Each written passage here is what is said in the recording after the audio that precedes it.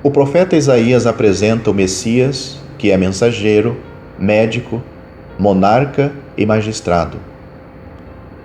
Os primeiros 2 versículos do capítulo 61 de Isaías levam os nossos pensamentos para algum momento do ano 30 da era cristã. Aquela divina pessoa que foi a verdadeira oferta de manjares, em quem, por ser o cumprimento daquilo que a fina flor de farinha representava, nenhuma virtude era mais destacada do que outra, e tinha vivido em santidade perfeita e simplicidade jamais vista, restrito a Nazaré, local de sua cidadania e suas atividades religiosas, e a carpintaria de José, após ser ungido e ter tido atividades noutros lugares, apresentou-se ao povo nazareno.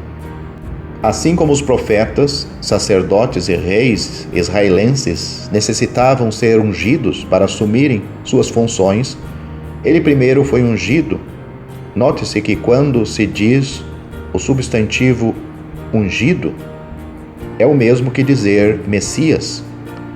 Nos santos propósitos de Deus, havia chegado o momento do óleo ser derramado sobre a flor de farinha. Isto aconteceu no seu batismo no Jordão, quando a meiga pomba repousou sobre o manso cordeiro. Depois que a sua fama divulgava-se por todos os lugares, Lucas capítulo 4, versículo 37, era de se esperar que os seus conterrâneos o recebessem bem.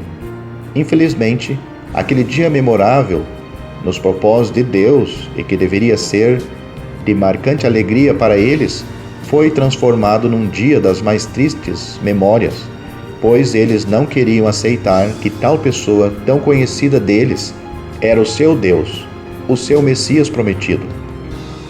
Ah, que sábado aquele! Desde os seus 14 anos, ele, como membro assíduo daquela sinagoga, tinha o direito de levantar-se para ler. Ele levantou-se e a pessoa indicada lhe alcançou o rolo do profeta Isaías. Naquela época, as escrituras não eram divididas em capítulos e versículos. Isso aconteceu pela primeira vez após a reivindicação da impressão, quando em 1560 foi impressa a Bíblia de Genebra na língua inglesa. Achar um pequeno trecho num livro de 50 páginas de escrita contínua, se fosse agora, poderia ser demorado, mas não para ele, que era o homem bem-aventurado do Salmo capítulo 1. Com tanta facilidade e calma indescritível, ele começou a leitura. O Espírito do Senhor Jeová está sobre mim, porque o Senhor me ungiu para pregar boas novas aos mansos, enviou-me a restaurar os contritos de coração, a proclamar liberdade aos cativos e a abertura de prisão aos presos, a apregoar o ano aceitável do Senhor. Isaías capítulo 61, versículos 1 e 2. O mensageiro a pregar, como profeta que era, falou palavras de graça, Lucas capítulo 4, versículo 22, indescritíveis, que viriam a calhar se tivessem mansos naquela sinagoga.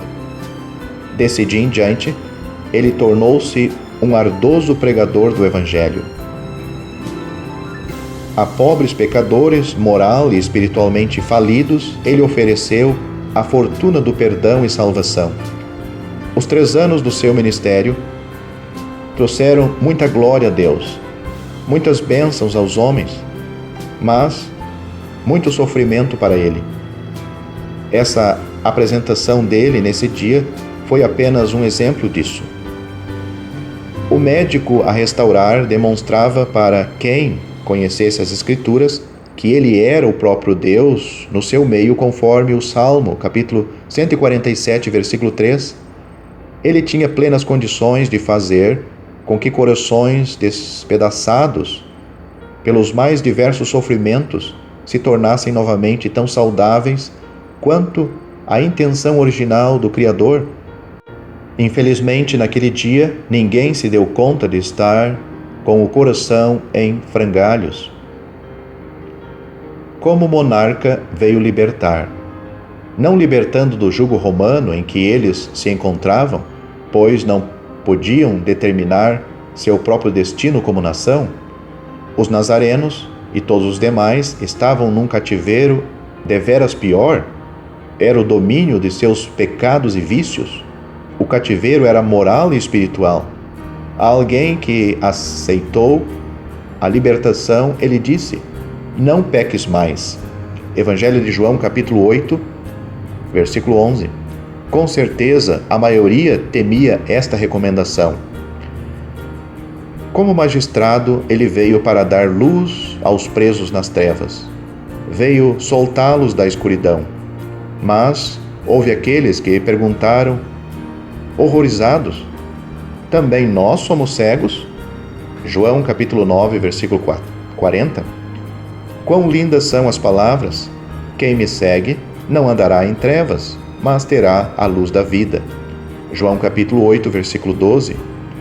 Terminamos com as palavras do hino: Tu vieste, Senhor, por amor sem igual, para dar-nos eterno perdão, mas com ódio cruel te trataram aqui, duvidando da tua missão.